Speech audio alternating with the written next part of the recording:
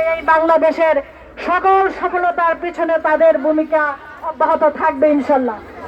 আমি আপনাদেরকে বলি, আজকে তো আমাদের অনেক মা বোনের ইচ্ছা থেকে শক্ত আসতে পারেন নাই।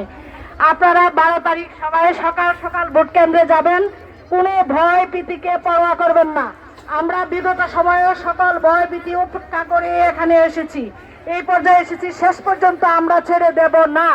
আমরা আমাদের ভোট কেন্দ্র শুধুমাত্র ভোট দিয়ে চলে আসবো না, আমাদের বোনদের নিরাপত্তার জন্য আমরা সেদিন সকলেই মাঠে থাকব এবং সকলকেই নিরাপত্তার সহিত মাঠে আনার জন্য যে যে ব্যবস্থা করা দরকার আমাদের ভাইয়েরা আমাদের সাথে সেগুলি করবেন। সুতরাং কোনো ভয় ভীতির কোনো কারণ নাই। অনেককেই ভয় ভীতি দেখানো হচ্ছে, আমরা মিডিয়ার সামনে আসি নাই, কিন্তু আমাদের অনেক জায়গায় আমাদের বোনদেরকে শারীরিকভাবে মানসিকভাবে হেনস্থা করা হয়েছে বিভিন্ন আসনের বিভিন্ন জায়গায়। আমাদের সেগুলি আছে, আমরা সেগুলি মিডিয়া পেশ করি নাই। আমরা আমার অপেক্ষায় আছি 12 তারিখে, সেটার জবাব আমরা দিয়ে দেব ইনশাল্লাহ।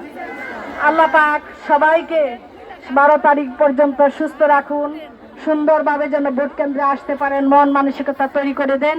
আজকের এই সমাবেশে আপনাদের উপস্থিত কামনা। আপনারা আরেকটি কথা আমরা যেটা এখনো বুঝতেছি, বড় মহিলাদের একটু সমস্যা হতে পারে, গণভোটে আমরা এবার কিন্তু 2টা ব্যালটে ভোট দিব। একটা হলো আমরা একটা ব্যালটে দাঁড়িপাল্লা থাকবে, দাঁড়িপাল্লার ভোট, আরেকটা হ্যাঁ অথবা না। আমরা হ্যাঁ ভোটে জয়যুক্ত করবো এবং হ্যাঁ ভোটে সিল মারবো।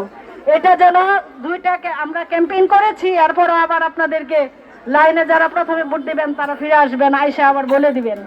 এইভাবে আমরা তাদেরকে আবার ওই জিনিসটা মনে করিয়ে দিব ইনশাল্লাহ। আগামী 12 তারিখ পর্যন্ত আমরা আমাদের ক্যাম্পেইন চালিয়ে যাব, যে কদিন আছে। আল্লাহ পাক আমাদের সহায় হন। আসসালামু আলাইকুম ওয়া রাহমাতুল্লাহি ওয়া বারাকাতুহু।